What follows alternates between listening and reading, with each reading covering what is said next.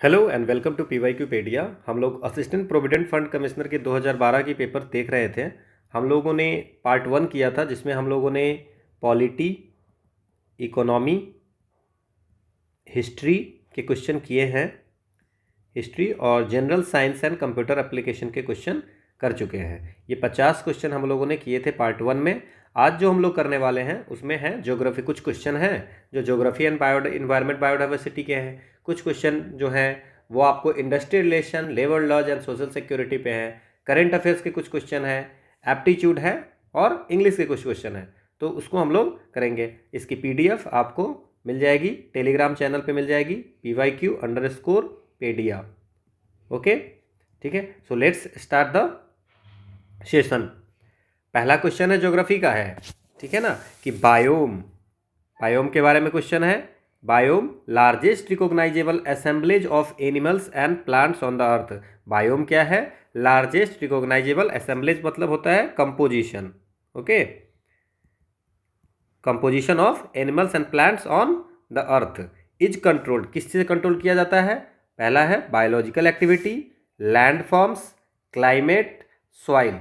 NCERT के question आप फिर से देखिए। एनसीईआरटी ज्योग्राफी 11th में लिखा हुआ है that the boundary of different biomes on land are determined mainly by climate. तो ये लिखा हुआ है एनसीईआरटी में कि जो डिफरेंट बायोम्स का जो लैंड पे जितने बायोम्स हैं उसकी बाउंड्री डिटरमिन की जाती है क्लाइमेट के द्वारा।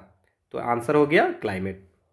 अगला क्वेश्चन है क्योटो प्रोटोकॉल किस जो एग्रीमेंट है साइंड बाय वेरियस कंट्रीज, बहुत सारी कंट्री ने साइन किया है, ये किससे रिलेटेड है? International trade, deep sea oil and mineral exploration, clean environment and climate change, building common food stock to save. अगर आपको थोड़ी बहुत भी पढ़ाई की होगी इसके लिए, क्योटो प्रोटोकॉल नाम सुना होगा, तो आप इसमें आंसर लगा सकते हैं। ओके, क्योटो प्रोटोकॉल 1997 में ये एग्रीमेंट हुई थी, बट ये फोर्स में कब से आया था? 2005 में ये फोर्स में आया था जब लोगों ने, और ये जो है लोगों ने साइन किया था। और ये जो है क्योटो प्रोटोकॉल जो था वो लीगली बाइंडिंग थी।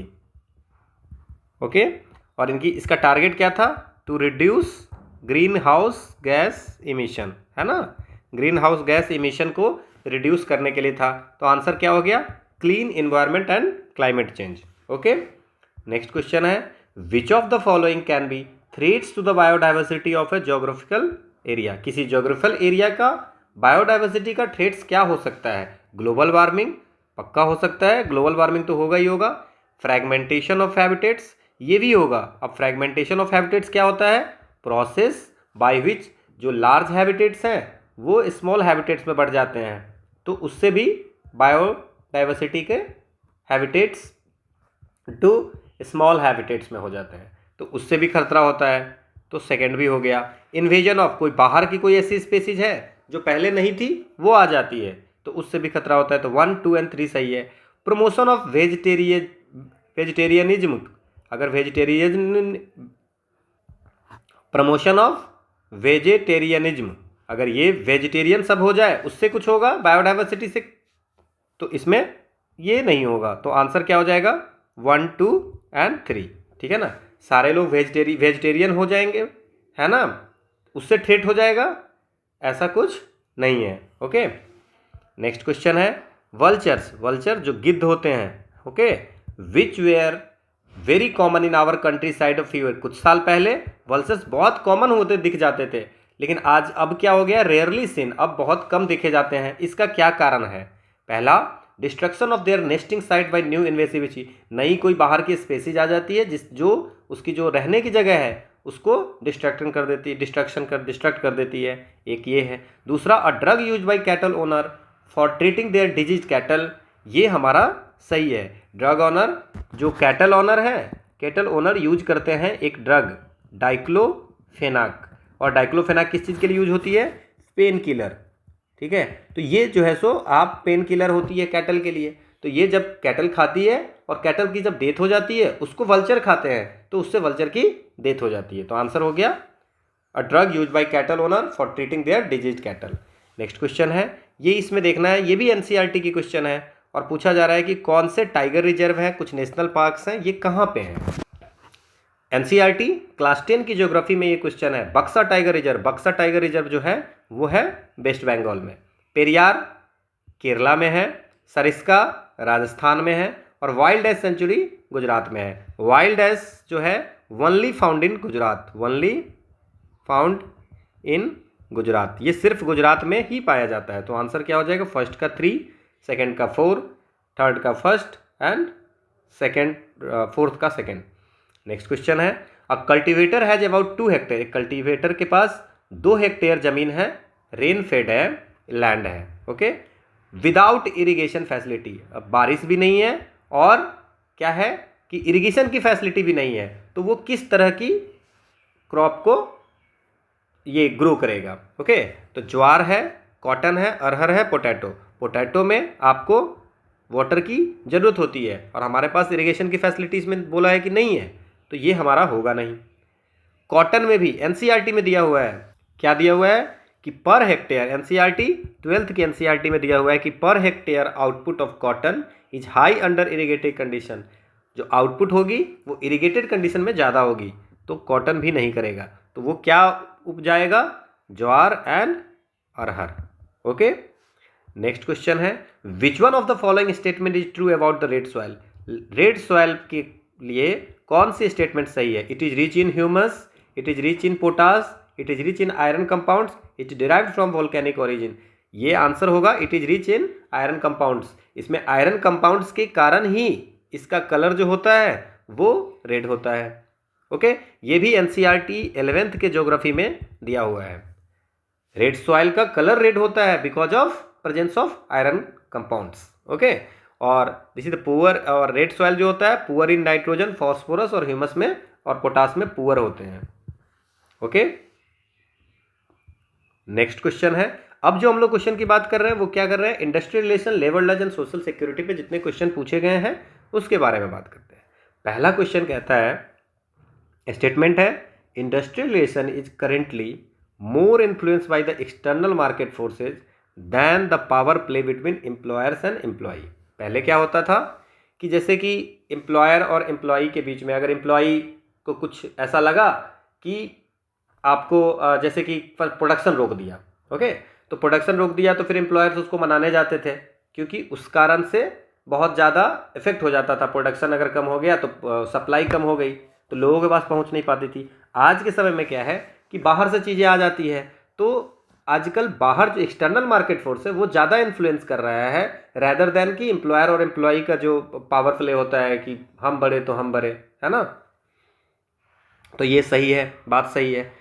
दूसरा स्टेटमेंट कहता है द फोर्सेज ऑफ ग्लोबलाइजेशन, ये किस कारण से हुआ है, ग्लोबलाइजेशन के कारण से हुआ है, have made competition so imperative that unions and their tactics like stopping productivity no more hold good. ठीक है, ग्लोबलाइजेशन के कारण लोग, बहुत सारी कंपनियां हैं, आप नहीं करोगे तो कोई दूसरा कर लेगा, अगर आपकी कंपनी का सामान नहीं बिकेगा तो किसी दूसरे सब कंपनी का सामान बिकेगा। तो ग्लोबलाइजेशन से कंपटीशन इतना ज़्यादा हो गया है कि वो जो टैक्टिक्स था कि प्रोडक्ट, जो यूनियन ये खेलते थे कि भाई प्रोडक्टिविटी को बंद कर देते हैं, ओके, तो वो सब नहीं चलता है, तो दोनों हमारा सही है। नेक्स्ट क्वेश्चन है, अब इसमें है कि कंट्रीब्यूशन, ठीक है, और कंट्रीब्यूटर के बारे में है कि इसमें ये नेम है कुछ, ठीक है ना, इन्होंने किस चीज़ पे कंट्रीब्यूट किया था। ओके, चलिए इसको देखते हैं। पहला है इंडस्ट्रियल वेलफेयर, तो इंडस्ट्रियल वेलफेयर मूवमेंट, ओके, सो इंडस्ट्रियल वेलफेयर मूवमेंट जो था वो किसने किया था, ये क्वेश्चन बनता है। तो ये रॉबर्ट वॉन करके एक थे, रॉबर्ट वॉन, ये इसको हम लोग बोलते हैं, रॉबर्ट वॉन को father of British socialism, British socialism के फादर रॉबर्ट वॉन को बोलते हैं, ठीक है ना। अब ये रॉबर्ट वॉन ने क्या कहा था कि इन्होंने देखा कि लेबर की स्थिति, तो इन्होंने कहा कि भाई इंडस्ट्रियल वेलफेयर मूवमेंट चलाई। इन्होंने कहा कि जो वीमेन होगी उसके लिए क्रेज की फैसिलिटी होनी चाहिए, ठीक है ना, क्रेज की फैसिलिटी होनी चाहिए। अगर कोई चाइल्ड लेबर है तो उसके लिए एजुकेशन होनी चाहिए, 10 साल से ज़्यादा हो गए उसके लिए एजुकेशन होनी चाहिए, है ना। यूनिवर्सल हेल्थ केयर भी होनी चाहिए वर्कर के लिए। तो ये जो इंडस्ट्रियल वेलफेयर ये रॉबर्ट वॉन ने चलाया था, ठीक है ना, और इन्होंने ये सारी चीज़ें कही थी। इसके बाद है human relation thought. Human relation thought जो है ये जो है ये किसने दिया था? ह्यूमन रिलेशन थॉट जो है वो एल्टन मायो ने दिया था। एल्टन मायो जो थे वो कौन थे? Founder of human relation movement के फाउंडर थे। अब ये क्या किए थे? इन्होंने एक रिपोर्ट निकाली थी। उस रिपोर्ट में इन्होंने प्रूव किया था कि the importance of people for productivity, ठीक है, नॉट मशीन, है ना, कि अगर जो प्रोडक्टिविटी होती है उसमें मशीन से ज़्यादा लोगों का योगदान है, वो इन्होंने कहा था human relation thought, Elton Mayo ने। ठीक है, तो इंडस्ट्रियल वेलफेयर कॉन्सेप्ट किसने दिया था? रॉबर्ट ओवेन ने। Human relation thought Elton Mayo ने। एल्टन मायो ने क्या क्या क्या कहा था कि the importance of people, people की ज़्यादा, लोगों की ज़्यादा इंपॉर्टेंस है, ना कि मशीन की। प्रोडक्टिविटी में लोगों का इंपॉर्टेंस ज़्यादा है, और इन्होंने पेपर निकाली थी पूरी। ठीक है, तो आप इतना जानो। इसके बाद है concept of third force. So concept of third force किसने दिया था? So concept of third force जो दिया था वो दिया था चार्ल्स ए मायर्स ने। चार्ल्स ए मेयर्स ने। ठीक है, ये एक लेबर इकोनॉमिस्ट थे, लेबर इकोनॉमिस्ट। ठीक है, इसके बाद है अहमदाबाद एक्सपेरिमेंट। अहमदाबाद एक्सपेरिमेंट जो है सो ए.के. राइस ने किया था। ए.के. राइस ने अहमदाबाद एक्सपेरिमेंट में क्या था? अहमदाबाद एक्सपेरिमेंट थे studies the interaction of social and technological change. ठीक है, सोशल एंड टेक्नोलॉजिकल चेंज से जो इफेक्ट हुई है उसके बारे में देखा गया, इन्होंने स्टडी की थी, तो उसको बोलते हैं अहमदाबाद एक्सपेरिमेंट, ए.के. राइस। ये आपके लिए इंपॉर्टेंट है अगर आप पेपर देने वाले हैं, कोई भी ALC हो, LEO हो, APFC हो, EOAO हो, है ना, किसी के लिए भी। तो आंसर हो गया डी। ओके, नेक्स्ट क्वेश्चन है first national commission on labour. ठीक है, first national commission on labour कब हुआ था? ये हुआ था 1969 में बैठी थी first national commission on labour. Wage board for working journalist ये 2009 में था। Okay, second national commission on labour, ये सेकेंड नेशनल कमीशन जो है वो 2002 में था। पहला 1969 में, दूसरा जो था 2002 में। इंडेक्स रिव्यू कमेटी जो था ये 2009 में था। अब इसके हेड कौन थे ये हमें बात करनी है। ठीक है, अब ये पहले हम बात करते हैं first national commission on labour. इसकी जो फॉर्म्ड हुई थी वो 1966 में, और रिपोर्ट दिया था 1969 में। और इसके हेड कौन थे? PB गजेंद्र गडकर। ओके, सो PB गजेंद्र गडकर इसके हेड थे। ओके, दूसरा है, अच्छा, सेकेंड नेशनल कमीशन का तो 2002 में है, और सेकेंड नेशनल कमीशन का कौन हेड था? Ravindra Verma. Second national commission on labour के हेड कौन थे? रविंद्र वर्मा। तो ये भी आपको याद रखना है क्योंकि ये भी इंपॉर्टेंट है। अब wage board of working journalist 2009 में आया था। ये क्यों आया था? Wage board of working journalist जो आया था कि फिक्सिंग और revising rate of wages of working journalist के वेज के लिए आया था। ठीक है ना, जर्नलिस्ट के लिए ये बनाया गया था wage board for working journalist. Revise, उसके वेज को रिवाइज करने के लिए 2009 में बनी थी, और इसके हेड कौन था? जी आर मेजिठिया, है ना, GR मेजिठिया इसके हेड थे। अब index review committee, index review committee जो है, अच्छा, सेकेंड लेबर कमीशन कब बनी थी? 1999 में बनी थी, और रिपोर्ट इसने 2002 में दिया था। ये 1966 में बना था और रिपोर्ट 1969 में दिया था। इंडेक्स रिव्यू कमेटी के जो हेड है वो थे GK चंदा। ओके, GK चंदा थे। अब ये क्यों बनाया गया था? इससे पहले इंडेक्स रिव्यू कमेटी कब बनी थी इसके बारे में हम लोग थोड़ी सी बात करते हैं। तो सबसे पहले जो बना था, ठीक है ना, वो 1977 में बना था, 1979 में, फिर 1980 में भी बना था। ओके, तो जो 1977 में नीलकंठ जो थे, प्रोफेसर नीलकंठ, ये हेड थे, प्रोफेसर नीलकंठ। और यहाँ पे 80 में थे डॉक्टर KC सील, ये जो है सो इसके इंडेक्स रिव्यू कमेटी के हेड थी। 2 कमेटी इससे पहले बनी थी। अब किस चीज़ के लिए था ये? टू रिन्यू, है ना, the consumer price index of the industrial worker. ठीक है, क्या करना है? Consumer price index of industrial worker को के रिव्यू के लिए ये बनी थी। जो लोग इकोनॉमिक्स पढ़े होंगे सही से उनको पता होगा कि consumer price index industrial worker की से क्या होता है, वेजेज में वेजेज बढ़ते हैं उससे। ठीक है, नेक्स्ट क्वेश्चन है which of the following is not covered by the employ provident fund and miscellaneous provision act 1952 से में क्या कवर्ड नहीं है। ठीक है, अगर आप इसके जा करके employ provident fund and miscellaneous provision act 1952 का ओरिजिनल बेयर एक्ट देखेंगे तो वहाँ पे लिखा हुआ है, ठीक है ना, कि किसी भी फैक्ट्रीज में, है ना, कोई फॉर, ये किसके लिए है, फॉर एम्प्लॉयज इन फैक्ट्रीज, किसी भी फैक्ट्रीज एंड अदर इस्टेब्लिशमेंट के लिए ये वैलिड है। अब इसमें किसी चीज़ की बात की गई है, इसमें लिखी हुई है फर्स्ट लाइन सेकंड लाइन में लिखी हुई है एक्ट में कि this is valid for pension, provident fund and deposit link insurance के लिए, इंजरी कंपेंसेशन के लिए ये employ provident fund and miscellaneous provision act 1952 नहीं है। तो आंसर क्या हो जाएगा, डी, क्योंकि हमसे पूछा जा रहा है कि कौन सा सही नहीं है। नेक्स्ट क्वेश्चन है, which of the following statement about workmen's compensation act 1923, workmen's compensation act 1923 कब आई थी, क्यों आई थी, टू प्रोवाइड, ठीक है ना, provide the payment by employ, to provide payment by employers के द्वारा पेमेंट करने पे कब, ठीक है ना, जब या तो वर्कमैन का, किसी वर्कमैन का क्या हो जाए, इंजरी हो जाए, ओके, या कुछ एक्सीडेंट ऐसा हो जाए और डेथ, एक्सीडेंट हो जाए, तो इसके लिए है इंजरी या एक्सीडेंट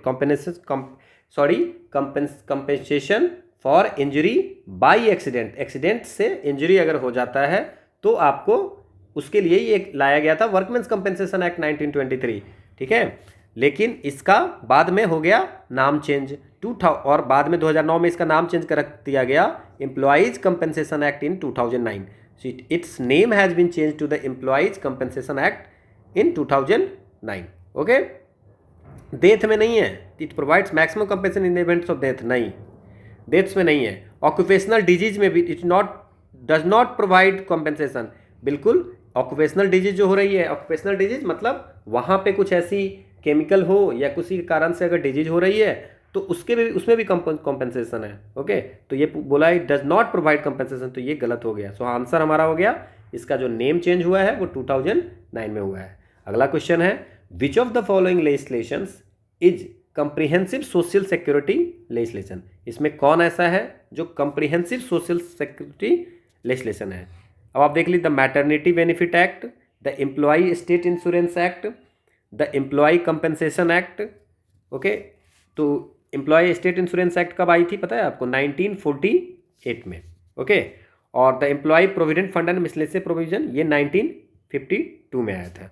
और एम्प्लॉय कंपेंसेशन एक्ट अभी हम लोगों ने देखा था 2009 में आया था, ओके। तो अब जो है इसमें जो क्वेश्चन है कि which of the following legislation is comprehensive social security, अब इसमें जो हमारा आंसर क्या होगा, the employ state insurance act. क्यों होगा, क्योंकि जो एम्प्लॉय स्टेट इंश्योरेंस एक्ट था उसकी जो ये एक्ट लाने के पीछे जो था कि अगर जैसे मान लेते हैं टू प्रोवाइड एम्प्लॉयज, इसका जो ऑब्जेक्टिव था टू प्रोवाइड एम्प्लॉय को क्या प्रोवाइड करना, इन केस ऑफ अगर उनको कुछ बीमारी हो जाती है, सीकनेस, ओके, सीकनेस, मैटरनिटी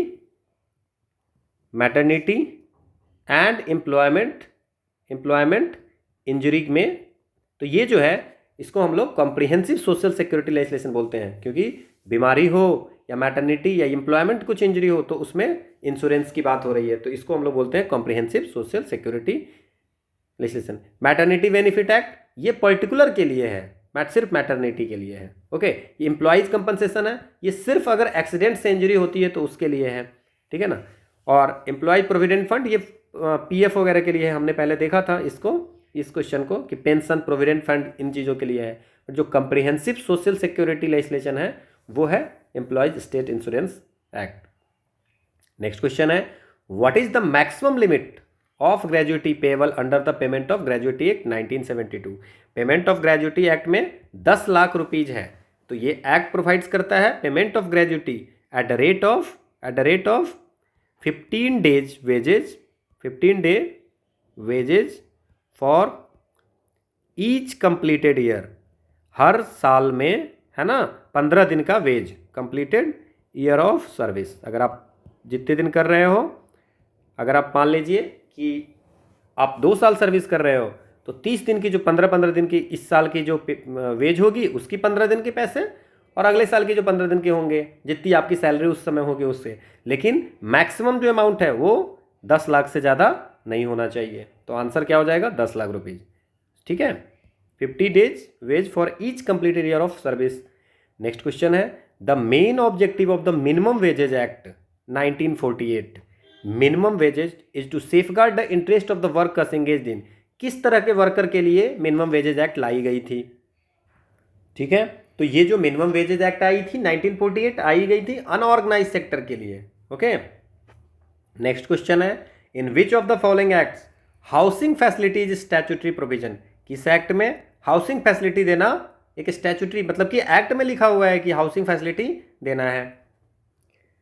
तो इसका जो आंसर होगा द प्लांटेशन लेबर एक्ट 1951। इसमें लिखा गया था कि it shall be the duty of every employer to provide and maintain for every worker and his family residing in the plantation necessary housing accommodation। Okay, ये हर employer की duty है कि जो फैमिली प्लांटेशन के अंदर में रहती है उसको, उसकी फैमिली को और उस वर्कर के को आपको नेसेसरी हाउसिंग एकोमोडेशन देना है। ठीक है, तो ये प्लांटेशन लेबर एक्ट 1951 में लिखी हुई है। नेक्स्ट क्या है, consider the following statement regarding human development. Human development के बारे में ये है, skills may be harnessed in the society through participation of NGO.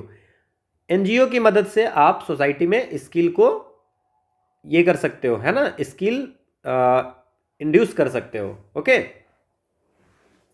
दूसरा है to fill the internal gaps in the system, reviews and international experience can prove it to be helpful. Internal gap को fill करने के लिए, system में जो internal gap है उसको फिल करने के लिए आप क्या कर सकते हैं, रिव्यू कर सकते हैं, या कुछ इंटरनेशनल जो दूसरी कंट्री में कभी कुछ ऐसा हुआ है कि स्किल को कैसे हार्नेस किया गया है सोसाइटी में, है ना, तो उससे भी आप देख सकते हैं। तो दोनों हमारा सही है। So both 1 and 2 is the answer. Next question है, द एंडेवर ऑफ जननी सुरक्षा योजना। ठीक है, जननी सुरक्षा योजना जो था वो किससे रिलेटेड था? ये जो जननी सुरक्षा आई थी टू रिड्यूस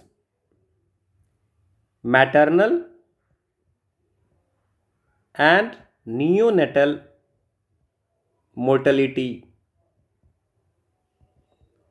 ठीक है, बर्थ के समय में या तो जो नवजात होगा उसकी डेथ, या उसकी डेथ को कम करने के लिए, या जो बर्थ के समय जो मदर होती है उनकी डेथ कम हो, इसके लिए ये जननी सुरक्षा योजना लाया गया था।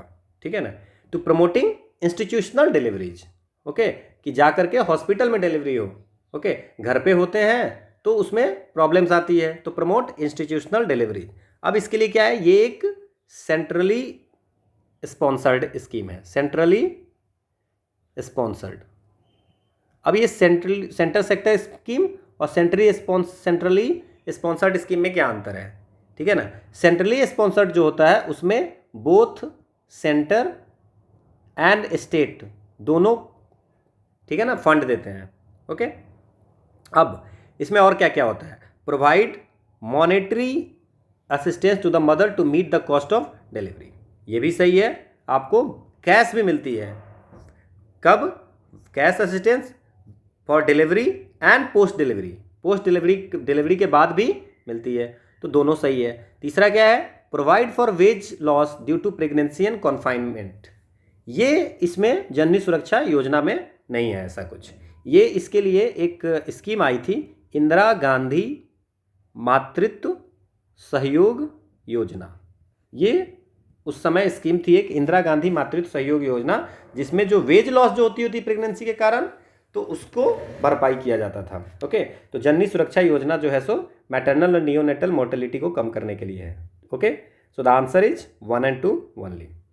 नेक्स्ट क्वेश्चन है हमारा, the Mahatma Gandhi national rural employment guarantee act aims at enhancing livelihood security in rural areas और इंडिया बाय प्रोवाइडिंग एटलीस्ट, कम से कम 100 दिन क्या, days of guarantee employment in a financial year to able adult in the information technology sector.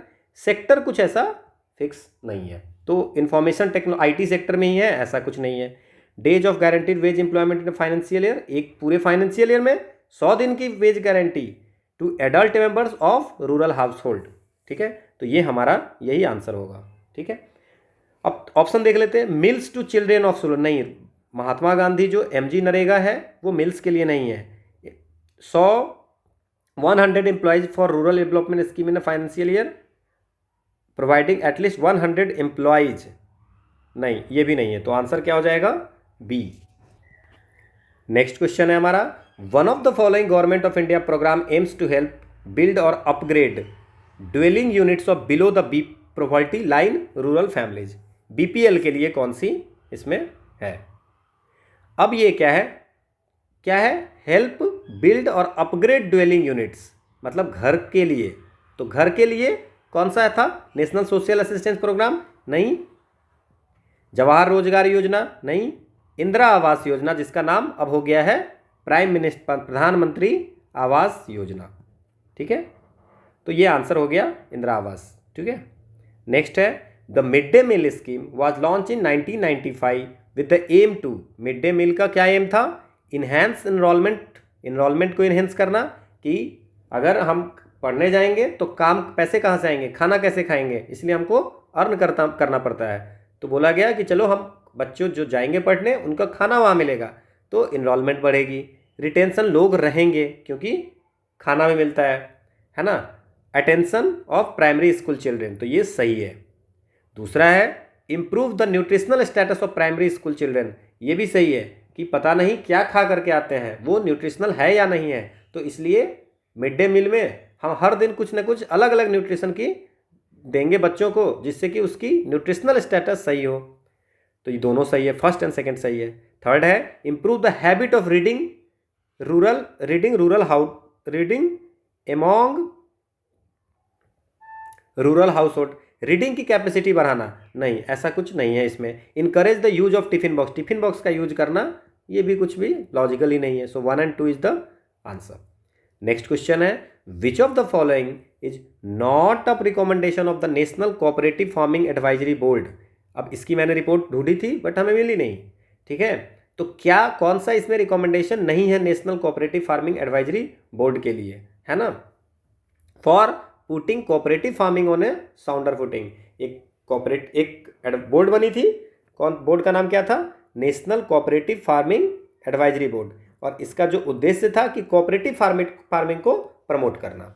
Okay, ठीक है, तो इसकी रिकमेंडेशन हम लोग देखते हैं। Every society should have a definite programme for total pooling of lands, एक जगह लैंड्स करके, क्योंकि क्या होता है कि अगर आपके पास इतना ज़मीन है, आपके 2 लड़के 2 भाग हो गए, उसके 2 लड़के और 2 भाग हो गए, तो ये छोटे छोटे लैंड हो जाते हैं जिसमें आपको ट्रैक्टर चलाने में भी डिफ़िकल्टी होती है, आप कुछ भी एक जगह कर नहीं सकते हो।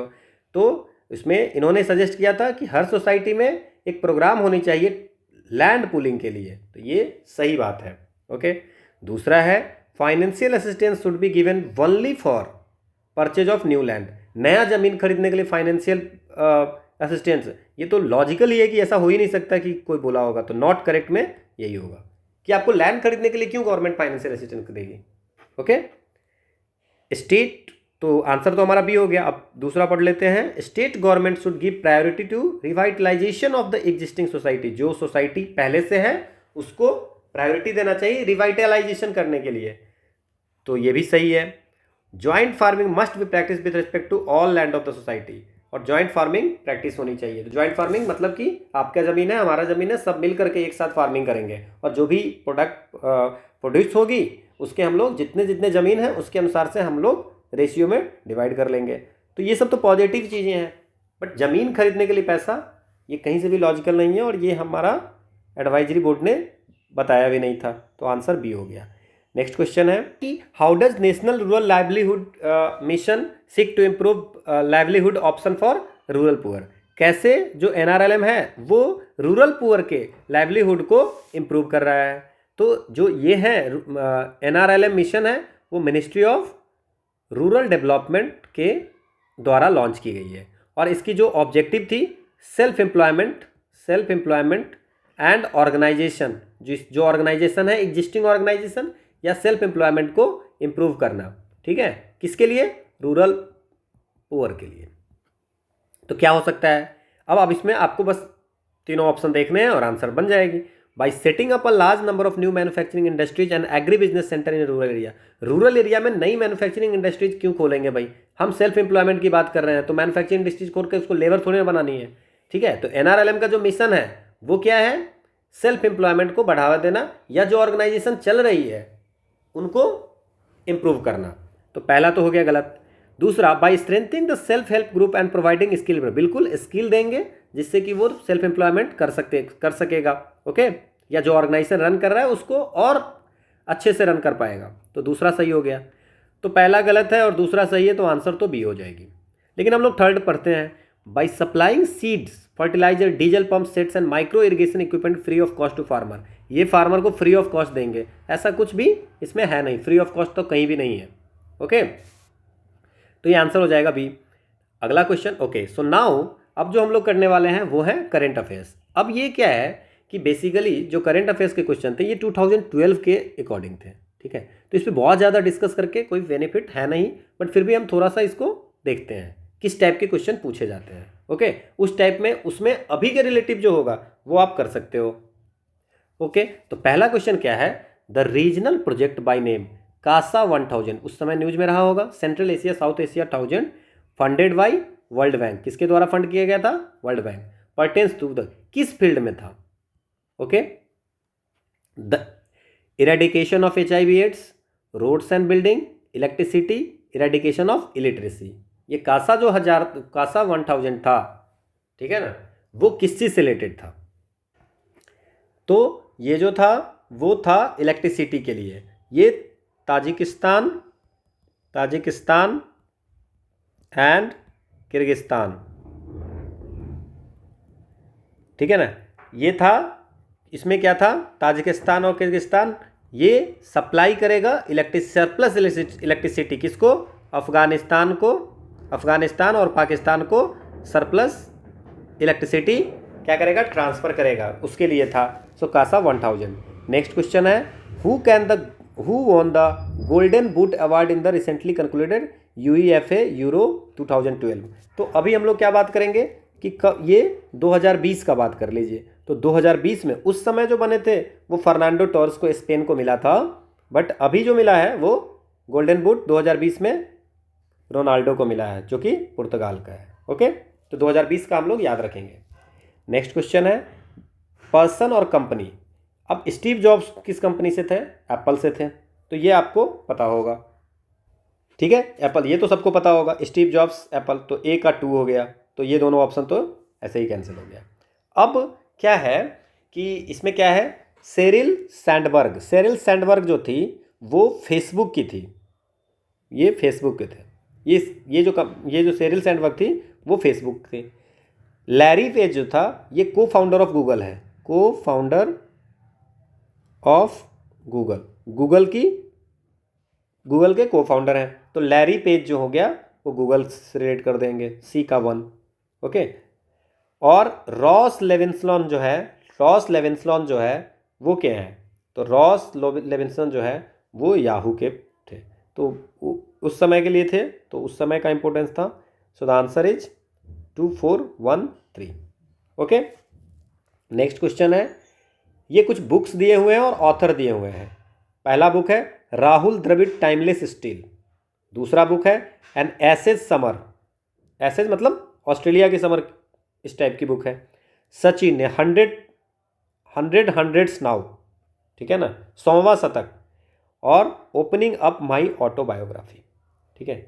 तो अगर हम लोग बात करें इसका कि जो एसेज समर, तो ये ऑस्ट्रेलिया की बात कर रहे हैं, और हमें पता है इसमें जो स्टीव वॉ और नासिर हुसैन जो है ना, ये ऑस्ट्रेलिया कैप्टन हुआ करते थे, तो इन्होंने ये बुक लिखी थी एनएसएस समय। राहुल द्रविड़ टाइमलेस स्टील जो लिखा था वो जॉर्ज गर्ग चैपल ने लिखा था, ओके, ठीक है। सचिन ने 100 नाउ, ये किसने लिखा था, आपको पता होना चाहिए, ये वी किशोर स्वामी ने लिखा था। ओपनिंग अप माई ऑटोग्राफी, ये माइक एथ्रोटन ने लिखा था। तो आंसर क्या हो जाएगा, ए का गर्ग चैपल, ओके, चैपल ने, तो ए का 2, ओके, बी का 1। So the answer is D. अगला क्वेश्चन है, why was justice Dalveer Bhandari in news. उस समय न्यूज में थे जस्टिस दलवीर भंडारी, तो वो क्यों न्यूज में थे, ठीक है ना, वो इसलिए न्यूज में थे। He became member of UN human right council, he was elected to the international court of justice, he became director general of world trade organisation, he became secretary general of SAARC. तो answer क्या है, उस समय ये इसलिए news में थे क्योंकि उनकी इलेक्टेड हुई थी इंटरनेशनल कोर्ट ऑफ जस्टिस में दलवीर भंडारी की, ठीक है ना। अच्छा, अभी director general of world trade, ये WTO कौन है, नागोजी ओकोंजो इवेला, ठीक है, ये अभी director general of world trade organisation है। सेक्रेटरी जनरल ऑफ सार्क कौन है, पता है, इसाला रुवान, आप रुवान सिर्फ याद रख सकते हैं, वीराकॉन, ठीक है, ये सेक्रेटरी जनरल ऑफ सार्क है। तो ये तो एक्स्ट्रा इन्फॉर्मेशन हो गई। नेक्स्ट क्वेश्चन है, अब इसमें से कुछ हेड है और कुछ इंस्टीट्यूशन है, किस इंस्टीट्यूशन के हेड हैं, ठीक है। जैसे कि ये तो बात उस समय की है और यूपीएससी ने इस क्वेश्चन को डिलीट कर दिया था, ठीक है, क्योंकि इसमें कोई भी आंसर सही नहीं था। अभी की बात अगर हम करते हैं तो प्रेसिडेंट ऑफ वर्ल्ड बैंक कौन है, डेविड मालपास, ठीक है, डेविड मालपास जो है अभी प्रेसिडेंट ऑफ वर्ल्ड बैंक, ये 2023 की मैं बात कर रहा हूं, ठीक है। सेक्रेटरी जनरल कॉमनवेल्थ कौन है, हॉर्न पैट्रिसिया स्कॉटलैंड, ठीक है। मैनेजिंग डायरेक्टर IMF कौन है अभी,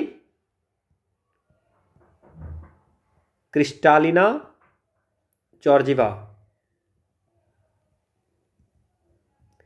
और secretary general of European commission कौन है, इल्जे जोहानसन, ठीक है। ये जो है ये सारे हैं, तो ये आपको अभी के अकॉर्डिंग याद रखना चाहिए।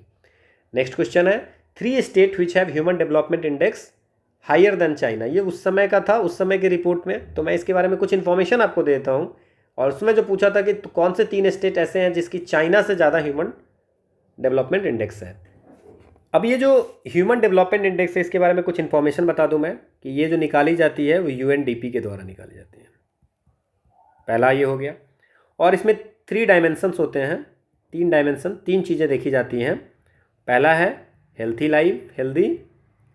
लाइफ, दूसरा नॉलेज, ठीक है, उसके अकॉर्डिंग निकाली जाती है। स्टैंडर्ड ऑफ लिविंग, ओके, ये 3 डायमेंशन है। अब जो इंडिया की अभी की बात कर रहे हैं, अभी जो पोजीशन है, ये हम 2023 में बात कर रहे हैं, तो अभी की जो है वो 132 पोजीशन है, ठीक है। और आप अगर इसमें बात करें, इंडिया में अगर बात करें तो सबसे ज़्यादा जो, अच्छा, इंडिया का स्कोर कितना है, इंडिया के स्कोर है 0.602, ठीक है। अगर हम बात करें सबसे ज़्यादा श्रीलंका, ठीक है, फिर है चाइना, फिर है भूटान, अगर हम लोग अपने आस पड़ोस में बात करें तो, फिर है बांग्लादेश, फिर है इंडिया, फिर है नेपाल, और फिर है पाकिस्तान। ये अभी की बात है। तो श्रीलंका की जो सबसे ज़्यादा है आसपास में, उसकी स्कोर है 0.782, चाइना की कितनी है 0.6768, ठीक है, और इंडिया की कितनी है 0.602। अब अगर हम इंडिया में बात करते हैं, ठीक है, तो चाइना से तो इंडिया की कम है। अब इंडिया में अगर पर्टिकुलर बात करते हैं तो इंडिया में सबसे ज़्यादा कौन से स्टेट की है, ये 3 dimension, healthy life, knowledge and standard of living में, तो सबसे ज़्यादा जो है वो केरला की है। केरला की स्कोर है 0.752, ठीक है। उसके बाद केरला के बाद कौन है, गोवा की है, फिर है चंडीगढ़, फिर है दिल्ली, ठीक है। तो आप देख लीजिए इसमें क्या फिट कर सकते हो आप। नेक्स्ट क्वेश्चन है हमारा, ओके, सो अब हम लोग जो क्वेश्चन करने वाले हैं वो general mental ability and quantitative aptitude. ये हमने टॉपिक वाइज में इसलिए डिवाइड किया है कि जिनको पर्टिकुलर जो सेक्शन देखना होगा वो वहाँ पे जा करके देख सकते हैं। ओके ओके, सो पहला क्या है, 20% ऑफ पी का 20% इज इक्वल टू क्यू का 30% is equal to 1/6 of R. So P/5 is equal to 3Q/10 is equal to R/6। ठीक है, अब अगर इसको हम लोग क्या कर सकते हैं, इस 3 को नीचे ले आते हैं, तो P/15 is equal to Q/10 is equal to R/18। तो 15, 10 और 18 का PQR का रेशियो हो जाएगा। नेक्स्ट क्वेश्चन है, क्योंकि अगर आप मान लीजिए कि इसको कोई कांस्टेंट कर दीजिएगा तो P is equal to 15K, Q is equal to 10K और R is equal to 18K, तो 15, 10, 18 का हो जाएगा। नेक्स्ट क्वेश्चन है, a tree increases annually by 1/8 of its height. जितना हाइट होगा उसका 1/8 बनेगा। What will be the it's height after, 2 साल के बाद क्या होगा अगर if it stands today 64 centimetre high. आज हमारा 64 है, तो 2 साल के बाद क्या होगा, तो मान लेते हैं कि 64, ठीक है। इसके बाद अगले साल क्या होगा, ठीक है ना, इफ इट स्टैंड्स टुडे 64, अगले साल क्या होता है 64 सेंटीमीटर की तभी है ही, अगले साल क्या हो जाएगा 1/8 बढ़ जाएगा, मतलब 64/8 बढ़ जाएगा। ठीक है, तो 64/8 बढ़ जाएगा तो क्या हो जाएगा 64 + 8 72 हो गया।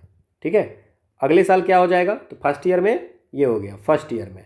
अब सेकेंड ईयर में क्या हो जाएगा, जितना है उसका क्या हो जाएगा /8 बढ़ जाएगा, तो ये क्या हो जाएगा 81। तो अभी जो होगा वो 81 सेंटीमीटर इज द आंसर। आसान क्वेश्चन था। अगला क्वेश्चन है, the sides of a triangle GHL are GH is equal to 65 metre, HL is equal to 75 metre, LG is equal to 80 metre. What is the area of this triangle. एक triangle है, ठीक है, कौन सा triangle है GHL, और GH की value है 65, HL की वैल्यू है 75 और LG की वैल्यू है 80 मीटर। ठीक है, तो एरिया पूछ रहा है। तो अगर हीरोज फार्मूला आपने पढ़ा होगा तो हीरोज फार्मूला कहता है कि एस क्या होता है सेमी पेरीमीटर, वो क्या होता है A + B + C/2। तो A + B + C/2 क्या हो जाएगा 65 + 80 + 75/2, तो ये हो जाएगा 220 और आधा करेंगे तो 110।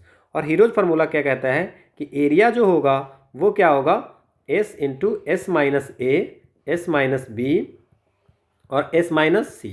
तो S की वैल्यू 110, 110 - 65 कितनी हो जाएगी 45, 110 - 80 कितनी हो जाएगी 30, 110 - 75 कितनी हो जाएगी 35। ठीक है, और इसको अगर हम सॉल्व करते हैं तो हमारा क्या आंसर आता है 2279.80। So the answer is 2280। Next question है, ये हीरोज फार्मूला था। 3 sets of data on comparable situation are available as under. Number of data दिया हुआ है, मीन वैल्यू दिया हुआ है और स्टैंडर्ड डेविएशन बोलते हैं। अब ये बोल रहा है कि अगर considering all the data sets together the overall mean value, तो ओवरऑल मीन पूछा है तो वेटेड एवरेज होता है। वेटेड एवरेज क्या होता है, ये हम लोग करेंगे 9 × 8 + 12 × 7 + 15 × 9। स्टैंडर्ड डेविएशन की हमारी कोई यूज नहीं है। स्टैंडर्ड डेविएशन की तब यूज होगी जब पूछा जाएगा कि ओवरऑल स्टैंडर्ड डेविएशन कितनी होगी। डिवाइड बाई 9 + 12 + क्या हो जाएगा 15। तो इसके जो आंसर होंगे वो 8.08 आंसर होंगे। ठीक है, नेक्स्ट क्वेश्चन है, अ train travels at a certain average speed for distance 63 kilometre तक कुछ स्पीड पे चलता है, उसके बाद 72 किलोमीटर है ना, अगला 72 kilometre with an average speed of 6 kilometre more than the original. जो ओरिजिनल होती है स्पीड उससे 6 किलोमीटर/आवर की ज़्यादा स्पीड पे चलता है।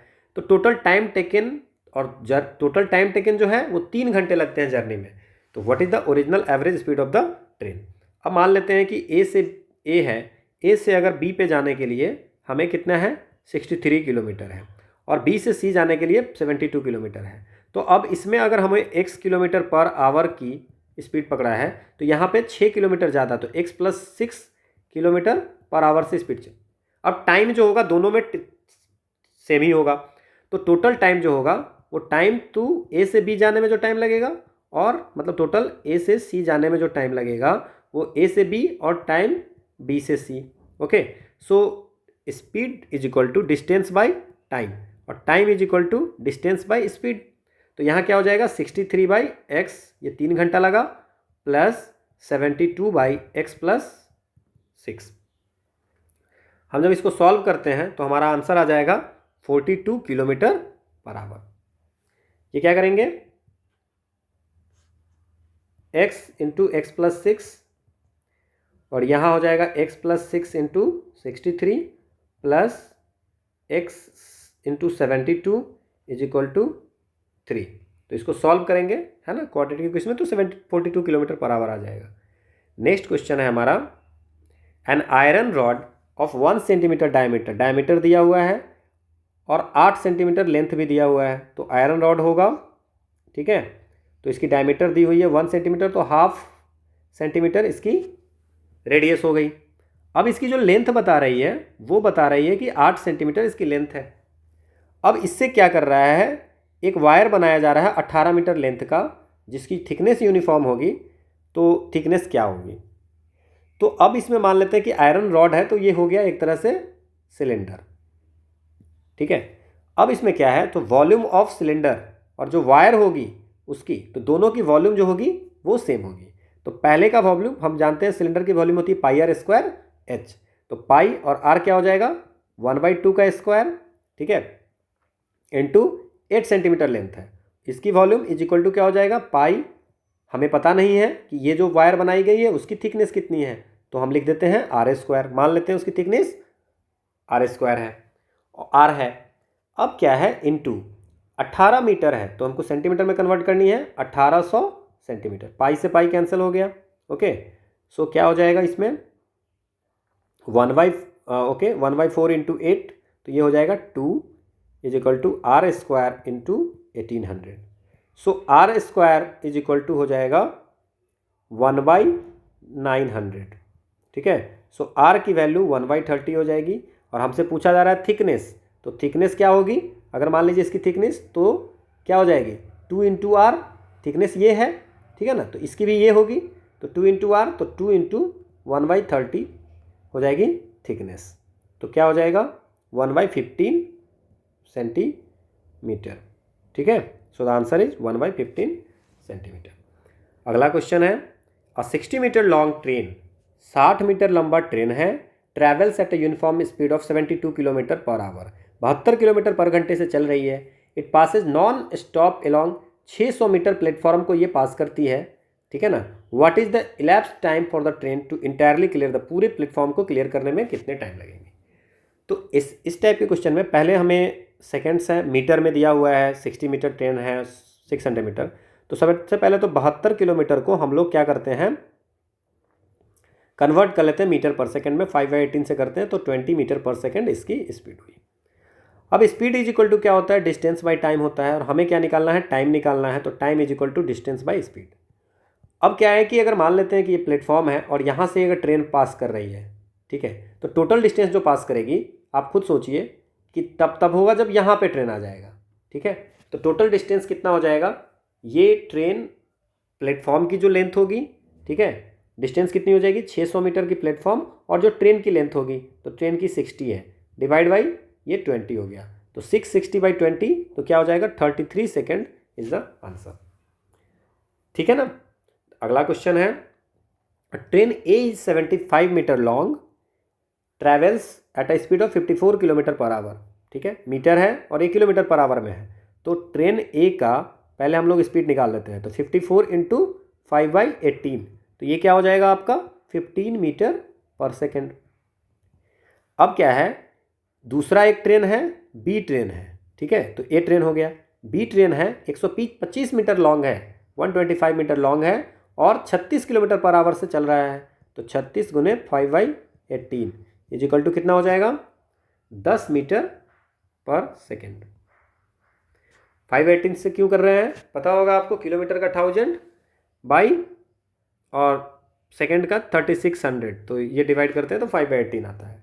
अब ए बी की स्पीड हो गई, in the direction opposite to that of train A, मतलब ए और बी दोनों एक दूसरे के अपोज में चलता है। तो अपोज में जब चलता है तो रिलेटिव स्पीड क्या हो जाएगी, रिलेटिव स्पीड जो हो जाएगी, रिलेटिव वेलोसिटी स्पीड आप जो भी रखें क्या हो जाएगा, 15 + 10 क्या हो जाएगा 25, ठीक है, 25 मीटर पर सेकेंड। अब if this train are crossing at a double track stretch, दोनों क्रॉस कर रहे हैं एक दूसरे को, तो what is the time taken for the two trains to fully clear the each other. अब ये ट्रेन है, मान लेते हैं ये इतनी बड़ी ट्रेन है और ये इतनी बड़ी ट्रेन है। अभी दोनों को क्रॉस करने के लिए हमें क्या करना होगा, क्रॉस करने के लिए तो हमसे पूछ रहा है टाइम, तो टाइम क्या हो जाएगा, डिस्टेंस बाई स्पीड, तो डिस्टेंस क्या हो जाएगा, दोनों का सम हो जाएगा। तो 75 मीटर ए लंबा है और 125 मीटर ये है, और स्पीड कितनी है हमारी 25, तो हमारी क्या हो जाएगी 75 + 125 200/25 which is 8 second is the answer. Okay, ये तभी होगा जब ये क्रॉस करके यहाँ आ जाएगा, ठीक है, तो दोनों की लेंथ इनको पार करनी होगी। नेक्स्ट क्वेश्चन है, ओके सो नाउ अब जो हम लोग करेंगे वो है इंग्लिश के क्वेश्चन, जनरल इंग्लिश के क्वेश्चन, ठीक है। तो जब पैराग्राफ पैसेज की क्वेश्चन है तो हम लोग सबसे पहले क्या करते हैं, बिफोर स्टार्टिंग दिस पैसेज हम लोग क्वेश्चन देख लेते हैं, उससे हमें एक बार थोड़ा आइडिया लग जाएगा कि किस किस चीज़ पे ध्यान देना है। तो पहला है what according to is the theme and the idea of the passage, इस पैसेज का क्या आइडिया है, ठीक है। दूसरा क्या है, the older generation is suspicious about the younger generation as the youngster जो है किस चीज़ को लैक करता है। The author seems to be supportive of the idea, author किस चीज़ को सपोर्ट करता है। और कुछ वर्ड है कि and yet the world goes on, what is the tone of the author, तो ये जो and yet the world goes on है इसका टोन क्या है। तो ये 4 क्वेश्चन है, ओके। तो थीम के लिए हमें पढ़ना होगा, ठीक है। तो इसको हम कुछ पार्ट में बांटते हैं। जैसे पहला है, it has been rightly said that we spend the first half of our lives trying to understand the older generation. पहला जो हाफ है वो हम लोग ओल्डर जनरेशन को समझने में लगाए हैं, तो एक तो ये हो गया।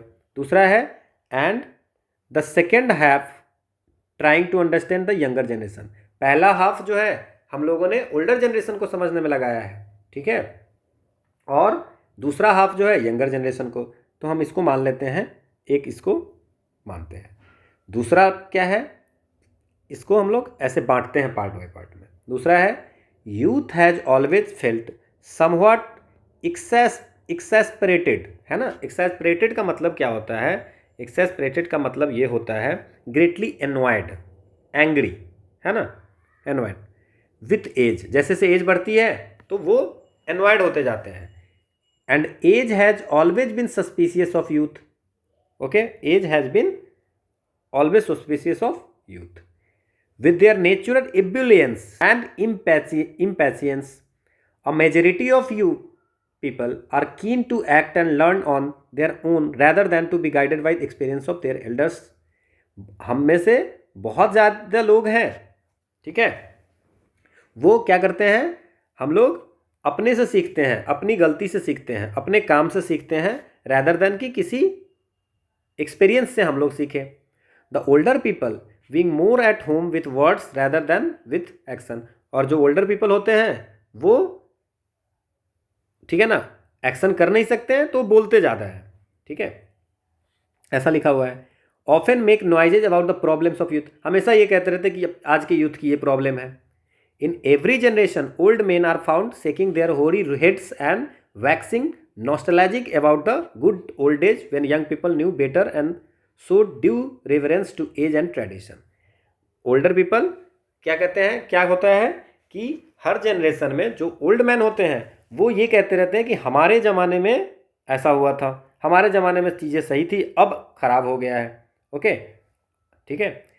इसके बाद क्या है, in all age whenever they have pondered over the ways of youth they have foreseen nothing but ruination, है ना, starting the world in its face and yet the world goes on, ठीक है, दुनिया ऐसे ही चलती रहती है ना। अगेन फिर हम जब ओल्ड होंगे तो हम भी यही बोलेंगे। Every generation passes from the spontaneity and exuberance of youth to the caution and prudence of old age and then yields place to the next. तो ये जो है चीज़ें हैं और दुनिया ऐसे ही चलती रहती है। अब हमसे क्वेश्चन पूछ रहा है कि आपको क्या लगता है कि थीम क्या है और आइडिया पैसेज की क्या है। जनरेशन गैप प्रॉब्लम है, इसका थीम है, या प्रॉब्लम्स ऑफ द यूथ, या optimism of the older generation, या नन ऑफ द एबव। ठीक है, तो प्रॉब्लम्स ऑफ यूथ आप देख लीजिए, इसमें लिखा हुआ है ना, प्रॉब्लम्स ऑफ यूथ। ठीक है, often make noise about the problems of youth, so the answer is the problems of youth. ठीक है ना, तो आंसर क्या हो जाएगा, प्रॉब्लम ऑफ यूथ। अब ये जो यूपीएससी जो बताती है वो हमारा है, पैसेज की यही प्रॉब्लम है कि आप क्या समझते हो, उससे ज़्यादा मैटर करता है कि जिन्होंने क्वेश्चन सेट किया है उनके माइंड में क्या चल रहा है। So the problems of youth is the answer. अगला क्या है, the older generation is suspicious about the younger generation as the youngest lack. Youngest के पास क्या नहीं है, पैसेंस नहीं है, इम्पैसेंस है ना। यहाँ पे लिखा हुआ है कि younger are impatience, ebullience and impatience. ठीक है, सो द इम्पैसेंस हो गया। The author seems to be supportive of the idea. Author किस आइडिया को सपोर्ट कर रहा है, the people of older generation are men words rather than action. जो ओल्डर जनरेशन के लोग हैं वो सिर्फ बोलते हैं, एक्शन नहीं करते हैं, पहला ये है। दूसरा क्या है, the younger generation is impatience. ठीक है, तीसरा क्या है, the younger generation today is much misunderstood and more maligned than it deserves. जितना वो सोचते हैं, क्योंकि जब हम भी ओल्डर होंगे तो हम वही बात करेंगे।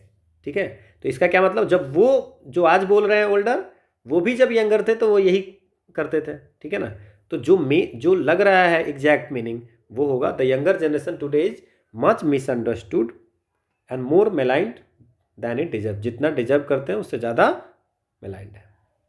अगला है, and yet the world goes on. ऐसे ही दुनिया चलती रहेगी। ये कौन सा है, ऑप्टिमिस्टिक है ना। ये है कि ऐसा ही चलता रहने वाला है आने वाले समय में भी। ओके, नेक्स्ट क्या है, ओके सो दूसरी पैसेज है।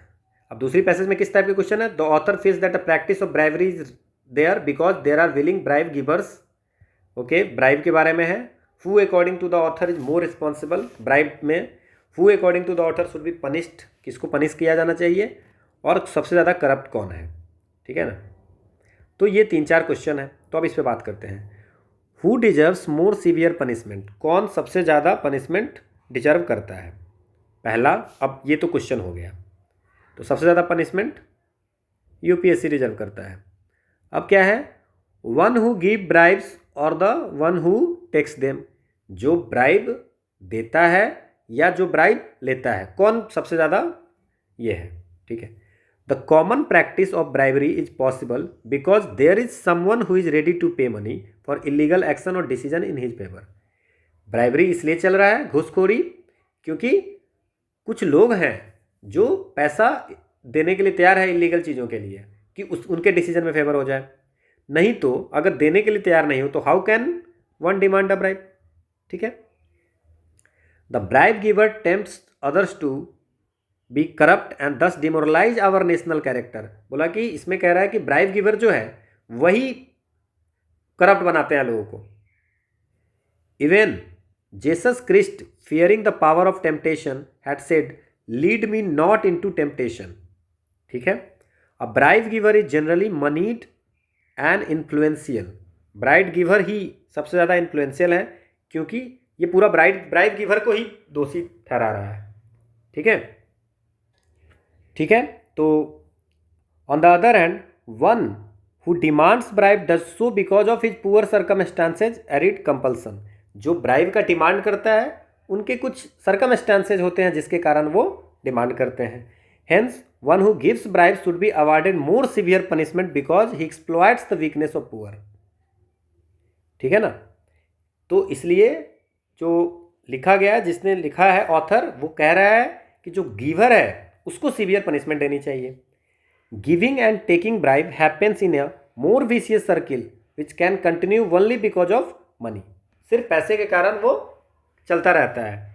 ठीक है, naturally, therefore it is the affluent that grease this wheel of corruption and should accordingly dealt with firmly and suitably punished to put a stop to this nefarious practice. ठीक है, इसको बंद करना है. अब क्या है, पहला क्वेश्चन क्या है, the author feels that the practice of bribery is there because there are willing bribe givers. देने वाले लोग हैं इसलिए हैं, तो ये सही बात है, ऑथर ने ये कहा है.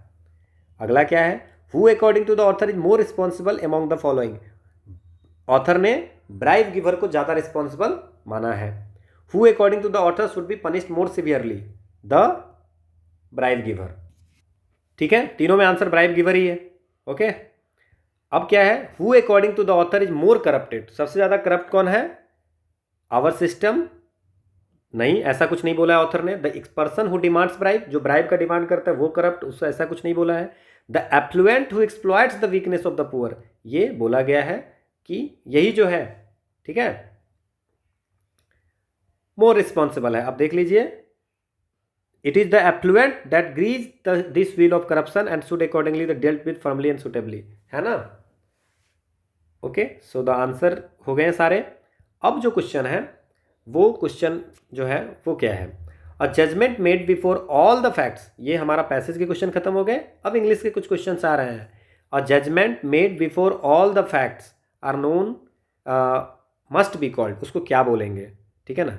अब क्या होता है, डेलिबरेट का मतलब क्या होता है, जानबूझकर किया गया, जानबूझकर किया गया, जानबूझकर किया गया. अब क्या है, सेंसिबल, समझदार.